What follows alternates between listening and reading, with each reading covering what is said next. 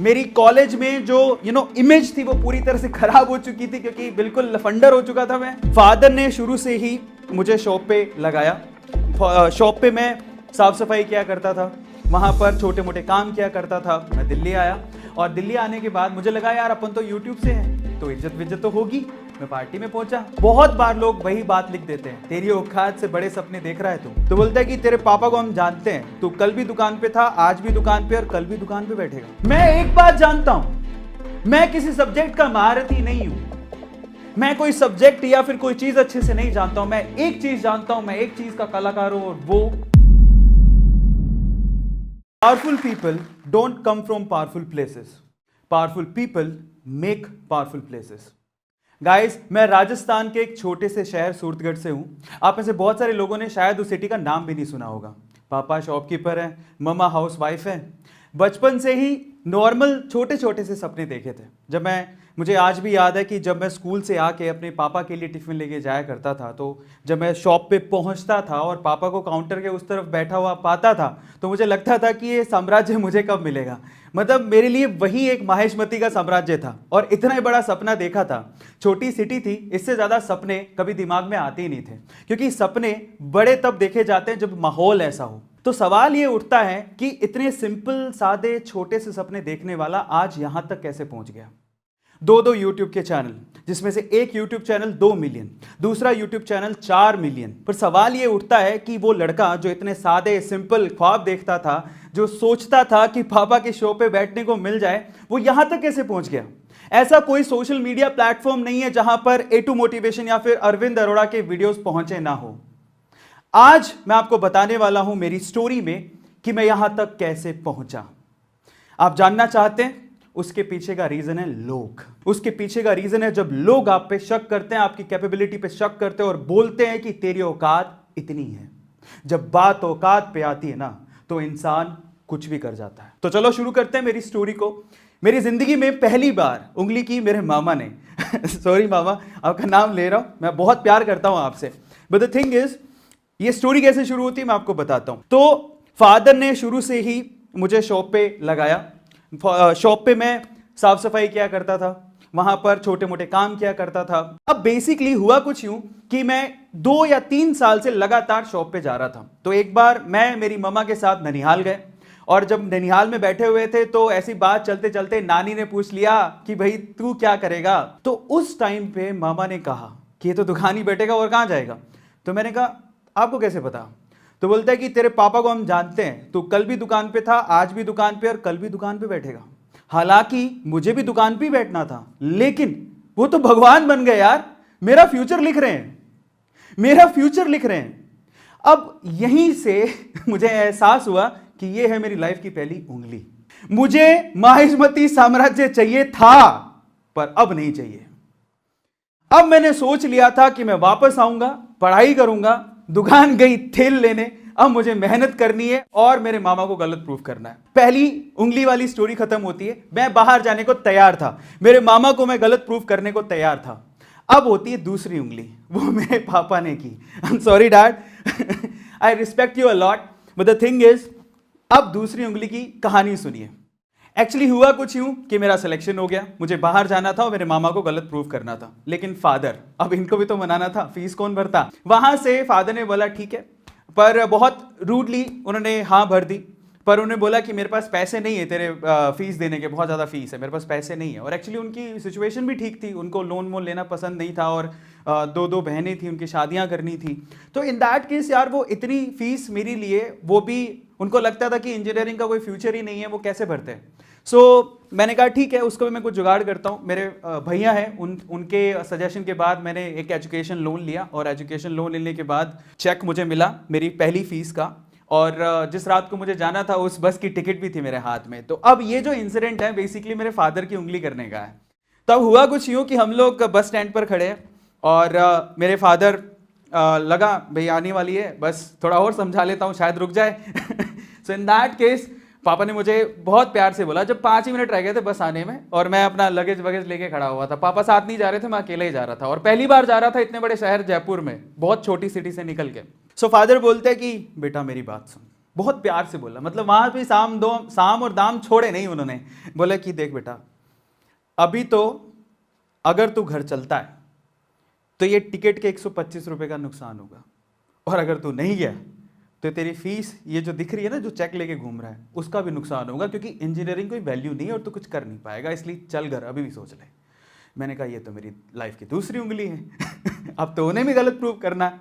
मैंने पापा को साफ साफ बोला, जिंदगी का मेरा डिसीजन है, गिरूंगा तो मैं आप पे ब्लेम नहीं करूंगा, ये मैं आपको वादा करता हूं। अब यहां से क्योंकि मुझे मेरे फादर को गलत प्रूफ करना था कि भाई वो जो बोल रहे हैं कि इंजीनियर कुछ नहीं कर सकता, इंजीनियरिंग से कुछ उखड़ता नहीं है, कुछ नहीं होता, अब यहां से मुझे आगे आने वाली जिंदगी जीनी थी। मैंने पहले साल बहुत मेहनत की, हिंदी मीडियम से पढ़ा हुआ था, लेकिन आपको पता है इंजीनियरिंग की सारी जो किताबें होती है वो इंग्लिश में होती हैं। सो एग्जाम्स दिए, बहुत मेहनत की, और पहले साल में 74-75% से मैंने अपना फर्स्ट ईयर कंप्लीट किया। लेकिन सेकंड ईयर तक आते आते भाई को हवा लग गई।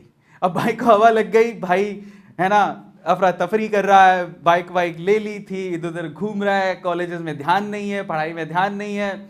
अब ये भी भूल गया था उस टाइम पे कि भाई मैंने एजुकेशन लोन लिया हुआ है, ये भी भूल गया था मुझे मेरे मामा को जवाब देना है, मेरे पापा को जवाब देना है, जो कि ये तो सोच के बैठे हुए हैं कि इंजीनियरिंग के बाद भी हमारे सिर पे आके बैठेगा।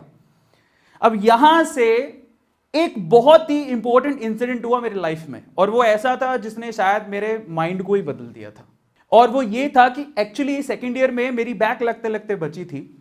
इन दैट केस मैं शाम में खाना खाने जाता था, तो वहां पर मालवीय नगर, जिसको पता हो जयपुर में उनको पता है, सो वहां पर बैठ के मैं खाना खा रहा था। तो वहां पर रात को 9 बजे सन्नाटा ही था। आपको पता है रात को 9 बजे सर्दियों में कौन बाहर निकलता, बैठा हुआ था, तो कुछ और देखने लायक था नहीं। मैंने अपना खाने का ऑर्डर कर दिया, तो सामने एक फैमिली बैठी हुई थी, और फैमिली में एक बूढ़ी माँ थी, और उसका हस्बैंड था, और उनका एक बेटा था। और वो बेटा एक्चुअली ऑलमोस्ट 40 साल का था। अगर मैं आपसे सवाल पूछूं कि अगर ये दंपत्ति और ये फैमिली बैठी हुई है, और इनमें से अगर किसी को होटल में जो बिल आने वाला है वो पे करना है, तो किसको पे करना होगा? आप में से ज्यादातर लोग पक्का ये बोलेंगे कि वो उस बेटे को पे करना चाहिए। 40 साल का बेटा कमाता होगा, अपने माँ बाप के लिए इतना तो कर ही सकता है। मैंने भी यही सोचा, रिलैक्स होके बैठा हुआ था। लेकिन उसके बाद जो हुआ, उसके बाद मेरे ना दिमाग में घंटियां बजने लग गई। हुआ कुछ यूं कि फादर खाना खा रहे थे, वो बेटा भी पानी पिए जा रहा था। अब मुझे पता नहीं सिचुएशन क्या थी, पर वो बूढ़ी मां खड़ी हुई काउंटर पे गई, अपने ब्लाउज से पैसे निकाले और पे किए। मैं नहीं जानता उनकी सिचुएशन क्या थी, लेकिन वहां से घंटी जो दिमाग में बजी वो ये कि अरविंद अरोड़ा, अगर तेरी यही हालत रही तो एक दिन तू भी किसी अच्छे होटल में अपने माँ बाप को खाना नहीं खिला पाएगा। निकल बाहर और कुछ कर। वहां से सेमेस्टर में मेरी बैक लगी थी। मेरी कॉलेज में जो इमेज थी वो पूरी तरह से खराब हो चुकी थी, क्योंकि बिल्कुल लफंडर हो चुका था मैं। क्लास में मेरे साथ कोई बैठता नहीं था। अब लोग यहां से डिलेमा में आ जाते हैं, और मे भी हो सकता है कि इतना ज्यादा प्रेशराइज हो जाते हैं कि मेरे साथ तो कोई बैठता ही नहीं है, इतना ज्यादा सीरियस हो जाते हैं कि वो इंजीनियरिंग छोड़ने की बात भी सोच लेते हैं। मैंने भी सोची थी, मुझे लगा था कि यार मुझे इंजीनियरिंग छोड़ देनी चाहिए, लेकिन फिर दिमाग में आता था कि मैं बहुत कुछ बोल के आया हूं घर से, यार मैं नहीं जा सकता वापस।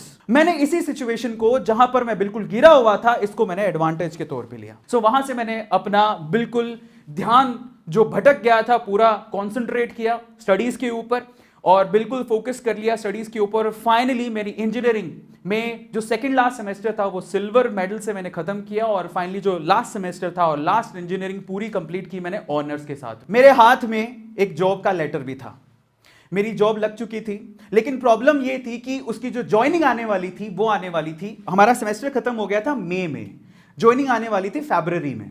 सो मेरे पास बहुत लंबा समय था। मैं क्या करता, था ही नहीं कुछ करने को, तो मैंने वहां से जॉब करनी शुरू की। एक कॉलेज में जॉब पकड़ी, और मेरी पहली जॉब एक्चुअली, ये बात है सितंबर की, फरवरी में मेरे को जॉब का लेटर आने वाला था, लेकिन सितंबर में मुझे जरूरत पड़ रही थी पैसों की, और मैं चाहता था कि यार मैं घर से कम पैसे ना मांगू। तो मैंने अपनी पहली जॉब शुरू की 11,000 रुपए में। इनफैक्ट वो 10,400 रुपए ही थे। वहां से मैंने पहली जॉब शुरू की। दूसरे कॉलेज से ऑफर आया, वहां से 20,000 का ऑफर आया। फिर मेरे को एक इंस्टीट्यूट का ऑफर आया कि तुम हमारे साथ जुड़ो। मैंने वहां पर ज्वाइन किया।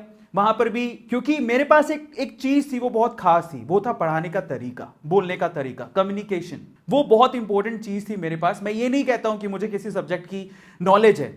पता है एक चीज जो हर एक बंदे को सीखनी चाहिए हाउ टू सेल में, देखो ऐसा कोई दुनिया में इंसान नहीं है जो सब कुछ जानता हो, लेकिन जो इंसान ये जानता है कि किसी उत्तर किसी प्रश्न का जवाब, किसी प्रश्न का आंसर, किसी क्वेश्चन का आंसर कैसे ढूंढना है, तो वो बंदा लाइफ में कभी पीछे नहीं रह सकता। ये आप लोगों को ध्यान रखना है। परफेक्ट कोई भी नहीं होता है लाइफ में, परफेक्ट कोई भी नहीं होता, लेकिन अगर आप ये जानते हो कि किसी क्वेश्चन का आंसर कैसे ढूंढना है तो आप लाइफ में कभी पीछे नहीं रहोगे। और कुछ ऐसा ही मेरे साथ था। सो फाइनली वहां से मेरी जर्नी, एक दूसरे इंस्टीट्यूट से मुझे कॉल आता है और वो कहते हैं कि चलो हम आपको एक फ्रेंचाइजी देते हैं। तब बहुत गेट का एक नामी इंस्टीट्यूट था कि आपको फ्रेंचाइजी लेके जयपुर से सीकर जाना है। मैं जयपुर से सीकर आ गया। शुरू में आप बिलीव नहीं करेंगे कि मैं पोस्टर खुद कॉलेज में जा जाके रात में चिपकाया करता था, सुबह जॉब करता था और शाम को क्लासेस लेता था, बाहर से फैकल्टीज आती थी। ऐसे करके वो इंस्टीट्यूट 2 साल के अंदर लगभग 250 बच्चों के साथ बराबर खड़ा हो गया। बहुत अच्छे तरीके से, एकदम ऐसे लगा कि हाँ मेरी लाइफ सेट हो गई है। लेकिन फिर से लाइफ में अप्स आते हैं तो पक्का मेरी लाइफ में डाउन तो जरूर आते हैं। लेकिन अब तक मैं ये बात समझ गया था कि अगर मेरी लाइफ में कहीं डाउन टाइम आएगा तो इसका मतलब ऊपर वाले ने कुछ बड़ी चीज रखी है मेरे लिए, वो मुझे कुछ बड़ा देने वाला है। क्योंकि हर बार जब भी मैं गिरा तो इस लेवल से उठा के लोग देखते रह गए। ये मेरे साथ हमेशा होते आया था। तो मेरे साथ फिर से एक बुरे दिन शुरू हुए। मेरे पार्टनर ने बोला कि अब हम इंस्टीट्यूट को चलाएंगे, तुम जाओ। धोखा, मतलब वो बोला कि, मतलब मुझे बिलीव ही नहीं हुआ। वो कहता है कि अब हम चलाएंगे इस इंस्टीट्यूट को, तुम जाओ, तुम्हें अगर कहीं और फ्रेंचाइजी लेनी है। क्योंकि वो इंस्टीट्यूट काफी अच्छा स्टैंड हो गया था। अब मैं तो डिलेमा में था। अब अजीब सी बात हो गई थी लाइफ में। अब मैं क्या करता, मुझे समझ ही नहीं आ रहा था। उन्होंने मुझे कुछ पैसे दिए, बोले कि अब यहां से जो कमाई होगी उसका कुछ परसेंटेज आपको दे दिया जाएगा, अब आपको यहां पर रहने की जरूरत नहीं है। मैं कुछ अपोज करता भी तो मुश्किल था मेरे लिए, क्योंकि वो मैं उस टाइम पे अकेला था, इतना पावरफुल नहीं था, वो लोग बहुत पावरफुल थे। पर मैंने एक बात सोच ली, जिंदगी में ना एक चीज आप याद रखो, लोग आपको आपकी औकात बताएंगे, आपको चैलेंज करेंगे, उसको ध्यान से सुनो, अपने दिमाग में डाल लो उसको, जवाब कभी पलट के मत देना। क्योंकि जिस दिन आपने जवाब दे दिया ना, आप ना उस ऊंचाई तक नहीं पहुंच पाओगे जहां पर ऊपर वाला आपको पहुंचाना चाहता है। मैंने चुपचाप उसकी बात सुनी। मैंने उस दिन फैसला किया कि मैं, ये बोल रहा है छोड़ने को, मैं छोड़ दूंगा। अब उसने जो मेरे पार्टनर ने पैसे दिए थे, अब मैं थोड़ा और पीछे लेके चलता हूं। वो इंस्टीट्यूट ऑलमोस्ट 6 महीने में बंद हो गया। उसने कहा था हम चलाएंगे तो इंस्टीट्यूट 6 महीने में बंद हो गया। एंड फाइनली मैं भी सड़क पे आ गया था, क्योंकि मेरे पास अब बचे थे मात्र 8,000 रुपए। किराया था 10,000 रुपए भरने थे, पैसे थे ही नहीं। जिंदगी ने कहा बहुत हो गया आध्यात्म बेटा, उठो, जिंदगी में आगे पुरुषार्थ भी करना पड़ता है। तो मैं उठा वहां से और उठ के बाहर निकला, क्योंकि अब किराया देना है, नहीं तो मकान मालिक बाहर निकाल देगा। पापा से मांग नहीं सकते, क्योंकि उनको तो पहले ही जवाब दे के आए कि जिंदगी में जो कुछ करेंगे, गलत हुआ सही, हम ही उसके जिम्मेदार हैं, आप तो है नहीं। तो ऐसा करके जब निकले हो तो आप किस शक्ल से मुंह दिखाओगे? तो निकलो बाहर, कुछ करो। अपने आप को बाहर निकाला और इतनी शक्ति मैंने अपने अंदर पा ली थी, मुझे लगा था कि यार मैं कुछ ना कुछ तो कर ही लूंगा। मैं बाहर निकला। मैं एक बात जानता हूं, मैं किसी सब्जेक्ट का महारथी नहीं हूं, मैं कोई सब्जेक्ट या फिर कोई चीज अच्छे से नहीं जानता हूं। मैं एक चीज जानता हूं, मैं एक चीज का कलाकार हूं, और वो बोलने का, वो पढ़ाने के तरीके का, और वो मुझे आता था। आपकी लाइफ, मेरे फादर भी कहते हैं इस चीज को, कि आपको जरूरी नहीं है कि बहुत सारी चीजें आए, आपको एक चीज आए, लेकिन उसमें आप परफेक्ट होने चाहिए हो। आप जिंदगी में कभी भूखे नहीं मरोगे, और ये चीज मुझे आती थी। अब मैं निकला बाहर। एक इंस्टीट्यूट था, वहां पे एक डेमो था गेट की। अब मुझे तो गेट की क्लासेस लेनी आती थी, तो मैं वहां पर डेमो देने गया। 2 बार क्लास ली मैंने। 2 बार क्लास लेने के बाद तीसरे दिन वो मुझे बताने वाला था कि बैच चालू होगा कि नहीं होगा। मैं तीसरे दिन जब गया तो वहां पर गुजरातियों के ना, वहां पे, मतलब अगर गुजरात में आप लोग रहे हो तो वहां पे खास बात होती है कि क्लास किसी और की होती है और क्लास किसी और की चल रही होती है। मतलब वो रेंटेड में ही लोग क्लास चलाते हैं, इधर उधर बच्चों को मूव करके, खुद के क्लासरूम्स वहां पे होते नहीं है। तो मैं वहां पर गया, मैंने पूछा कि यार वो कल मैं क्लास लेने आया था, वो कहाँ गया? बोले वो तो गए छोड़ के। तो मैंने कहा ये क्या हो गया, 2 दिन डेमो लिया था, पैसे भी नहीं दिए। तो बोलता है कि वो तो गए, वो तो जाना ही था, बंद हो गया वो। तो मैं उदास हो गया। अब गुजरातियों की बड़ी खास बात है, वहां पर क्या, एक तो वो लोग टैकी हैं, दूसरा वो मेरे, जो मैं डेमो दे रहा था, तो वो बंदा मेरे लेक्चर्स को, मेरे कॉन्फिडेंस लेवल को देख रहा था बराबर से। तो जब मैं फाइनली अपना मुंह छोटा करके निकल रहा था बाहर, तो उसने पीछे से आवाज लगाई, बोले कि अरविंद भाई। मैंने कहा हाँ, आपके लिए एक ऑफर है। मैंने कहा क्या? बोले कि अरविंद भाई, मैंने आपके डेमो देखे, अब बहुत बढ़िया पढ़ाते हो, मेरे पास ऑफर है आपको, मुझे पता है कि आपको पैसे चाहिए, मैं आपको पैसे दे सकता हूं। मैंने कहा वो कैसे? बोले आपको पढ़ाना है। मैं पढ़ा लूंगा। मैंने क्या पढ़ाना है? बोले केमिस्ट्री। उनका केमिस्ट्री केमिस्ट्री पढ़े 10 साल हो गए मेरे भाई, अब तो ये भी नहीं पता कि केमिस्ट्री के से शुरू होता है कि सी से, कहां से पढ़ाऊंगा। तो बंदा बोलता है कि अरविंद भाई तुम्हारे डेमो में ना एक चीज देखी है, तुम बहुत बढ़िया पढ़ाते हो, और एक टीचर एक कलाकार के लिए ना सब्जेक्ट मैटर नहीं करता। मतलब अंदर आग भर दी उस बंदे ने, इतना कॉन्फिडेंस तो मेरे को किसी ने, मुझे खुद ने ही नहीं मैंने कभी दिखाया। मैंने कहा ठीक है। उस टाइम पे क्या था कि अब किसके पास केमिस्ट्री पढ़ने जाते, लेकिन एक रिसोर्स था, वो था YouTube। अब यहां से YouTube की एंट्री होती है मेरी लाइफ में। YouTube पे मैंने अलग अलग एजुकेटर्स के जो केमिस्ट्री पढ़ाते थे उनके लेक्चर्स देखने शुरू किए, और उनमें से कोई एक का लेक्चर मैंने पकड़ा, और एक डेमो ही तो तैयार करना था। मुझे लगा कि देखते हैं डेमो के बाद क्या होगा, अगर फाइनल होता है तो मैं कंटिन्यू करूंगा। तो मैंने उसका पूरा का पूरा लेक्चर अच्छे से देखा, अच्छे से दिमाग में उतार लिया, और फिर उसको मेरी जो पढ़ाने की टेक्निक है उससे जोड़ा, और मैं गया डेमो देने। जब मैं डेमो लेके बाहर निकला तो अगले आधे घंटे में टोटल उसमें 15 बच्चे बैठे हुए थे, 14 स्टूडेंट ने वहां पर उस कोचिंग सेंटर में एडमिशन ले लिया। वहां से मेरी लाइफ एकदम फ्लिप करती है। मैं गेट के इंजीनियरिंग के सब्जेक्ट पढ़ाने वाला अचानक से केमिस्ट्री टीचर बनने वाला था। घूम गई एकदम से लाइफ। वो इतना खुश था कि वो बोलता है मुझे कि अरविंद भाई अब तुम हमारे पार्टनर हो, अपन साथ में काम करेंगे, केमिस्ट्री आप पढ़ाओगे, मैं मैथ पढ़ाऊंगा, अपन साथ में काम करेंगे, बराबर बांटेंगे। अरविंद भाई तुम तो बहुत गजब। मतलब ये है दोस्तों कि एक्चुअली क्या होता है, हम लोग काफी बार बोलते हैं कि मौका मिलेगा तो बता देंगे। अब हम लोग मौके के इंतजार में रहते हैं कि मौका हमारी जिंदगी में आएगा। मैं आपसे बोलता हूं मौके आते नहीं हैं, मौके बनाने पड़ते हैं, और मौके के टाइम पे चौका मारना पड़ता है। आप तैयार रहो। और मैं आप लोगों को आगे, मैंने जिंदगी में सिर्फ किस्मत की डेफिनेशन सुनी थी, अब किस्मत किसे बोलते हैं वो मैं आपको बताने वाला हूं थोड़ी देर में। वहां से मेरी chemistry as a teacher journey शुरू हुई। तब मैं जब पढ़ाता था तो मैंने सोचा कि यार जब मैं पढ़ाते ही हूं तो रिकॉर्ड करके क्यों ना यूट्यूब पे डाल दूं। तो मैंने जनरली यूट्यूब का एक चैनल खोला, और वहां पर मेड इजी केमिस्ट्री के नाम से चैनल खोला, और वहां पर केमिस्ट्री के वीडियोज अपलोड करने शुरू कर दिए।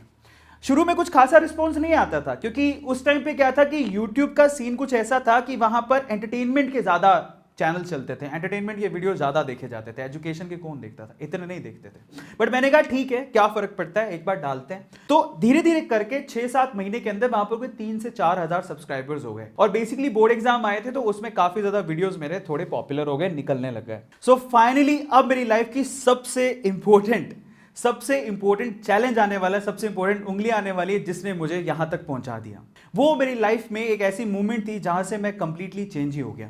एक्चुअली हुआ कुछ यूं था कि YouTube पे काफी अच्छा परफॉर्म कर रहा था, वहां से सिल्वर प्ले बटन जीत चुका था, अच्छा खासा केमिस्ट्री टीचर के तौर पे नाम था। तो टिकटॉक अगर आप लोगों ने सुना हो तो टिकटॉक का उस टाइम पे क्या था, सिर्फ एंटरटेनिंग वीडियोस चलती थी, तो उनको अपना एजुटॉक शुरू करना था, और इसीलिए उन्होंने बहुत सारे अलग अलग यूट्यूब के एजुकेटर्स को इन्वाइट किया एक पार्टी के अंदर, ताकि वो वहां पर टिकटॉक की जो इमेज बन गई थी, सो कॉल्ड इमेज की, वहां पर सिर्फ एंटरटेनमेंट की वीडियोस ही चलती हैं, वहां पर वो एजुकेशन को प्रमोट करने के लिए उन्होंने हमें बुलाया। मैं दिल्ली आया, और दिल्ली आने के बाद मुझे लगा यार अपन तो यूट्यूब से हैं तो इज्जत विज्जत तो होगी।